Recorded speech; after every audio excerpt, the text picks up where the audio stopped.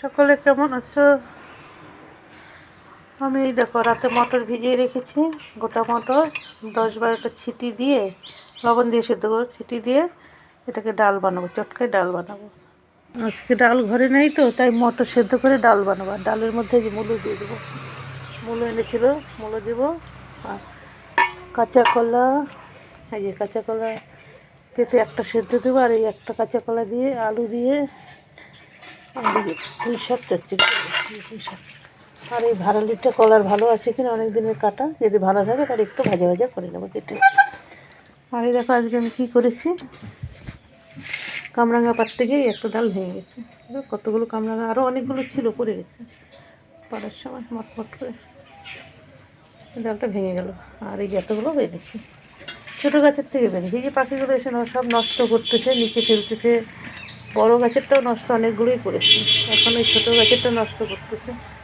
এই আমি এখন সবজি কাটতে এখানে বসেছি, কিন্তু দুবার তাড়ালাম, তাড়ালে কী হবে, তাও এসে চুপ করে বসে আর খাবে। খাওয়া যে হয়ে যাবে তখন কেউ যে ডাকছে যেরকম এরকম আওয়াজ দিয়ে চলে যাবে। আর যদি আমি টের পাই তাহলে আমি একটু তাড়িয়ে দিই, থাকলে পরে আমার পাখি দুটোকেও দেওয়া যাবে, আমিও মাঝে মধ্যে খাই একটু। আর এগুলো এত কাঁচা না, খাওয়া যাবে না, কষ কষ লাগে। পাকলে পরে খেতে যেমন মিষ্টি হয়, এটা একটু বড় আছে, কিন্তু এগুলো খাওয়া যাবে না, কষ লাগে। তাও ভাবছি দেখি দুপুরে রোদ্দুর উঠবে আজকে, রোদ্দুর উঠলে পরে 2-3টা মেখে লবণ দিয়ে খাবো।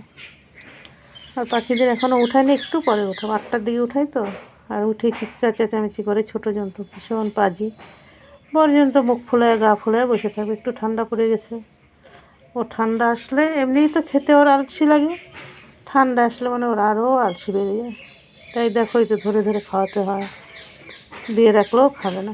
কালকে রাতে কী করেছে, পেয়ারাটা ধরে খাবে না, পরে বের হয়েছে, বের হওয়ার পর ওর ঘরে চালের উপরে দিয়ে রেখেছি, তারপরে দেখলাম আস্তে আস্তে খাচ্ছিল। রাত্রেবেলা গরম ভাত করে দিলাম, মধু দিয়ে খাবে না।